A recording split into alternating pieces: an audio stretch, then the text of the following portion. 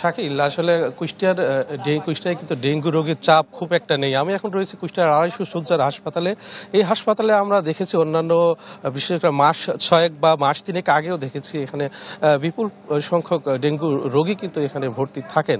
কিন্তু এই মুহূর্তে আমরা সঠিক মাত্রার কার্বন কম্বিনেশন বৃদ্ধি করে পাইপের ডাক্টিলিটি ও হেভি লোড নেয়ার ক্ষমতা। Falcon MS pipe. যেটি হাসপাতাল সূত্রে জেনেছি যে কুষ্টিয়া জেলায় অর্থাৎ কুষ্টিয়ার 6টি উপজেলাতে কুষ্টিয়ার সিভিল সার্জন সূত্রে তথ্য মাত্র 3 থেকে 4 জন রোগী কিন্তু এখানে ভর্তি রয়েছেন এবং এই বিষয়ে আসলে আর মৃত্যুর সংখ্যা একেবারেই শূন্যের কোটায় গেছে।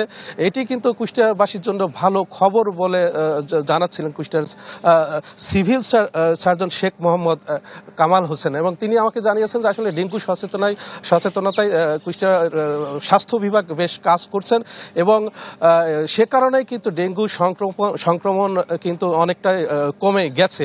আরেকটি তথ্য আপনাকে জানিয়ে রাখি শাকিল, যে কুষ্টিয়াতে কিন্তু ব্যাপক সংখ্যক অর্থাৎ গত 2023 সাল থেকে অর্থাৎ তারও আগে থেকে কিন্তু কুষ্টিয়ায় বিপুল সংখ্যক ডেঙ্গু রোগী কিন্তু এখানে শনাক্ত হতো এবং সে কারণে কুষ্টিয়ার 250 শয্যার হাসপাতালে একটি পিসিআর ল্যাব, অনেক বড়সড় একটা ল্যাব কিন্তু সেখানে স্থাপন করা হয়েছিল, সেটিও কিন্তু এখানে নেই এবং সেই ল্যাবটি কিন্তু এখান থেকে কুষ্টিয়ার মেডিকেল কলেজে স্থানান্তর করা হয়েছে। যদিও যেহেতু ডেঙ্গু রোগের খুব একটা চাপ নেই বা ডেঙ্গু রোগীর সংখ্যাও কমে গেছে, সে কারণে কিন্তু পিসিআর ল্যাবেরও কিন্তু খুব একটা কার্যক্রম নেই এবং কুষ্টিয়ার হাসপাতালের আমরা বিভিন্ন ওয়ার্ড, বিশেষ করে আমরা এটুকু আমরা জানি যে কুষ্টিয়াতে কিন্তু আলাদা একটি ডেঙ্গু ওয়ার্ড ছিল, সেই ওয়ার্ডটিও কিন্তু এখন নেই এবং মেডিসিন এবং শিশু ওয়ার্ডে যেসব ডেঙ্গু রোগী আক্রান্ত হয় তাদের কিন্তু শিশু এবং মেডিসিন ওয়ার্ডে কিন্তু রাখা হয় এবং সেই ওয়ার্ডেও কিন্তু অনেকটাই একেবারেই বলা যায় যে শূন্যের কোঠায়। সব মিলিয়ে কুষ্টিয়ার ডেঙ্গু পরিস্থিতি বলা যায় খুবই ইতিবাচক এবং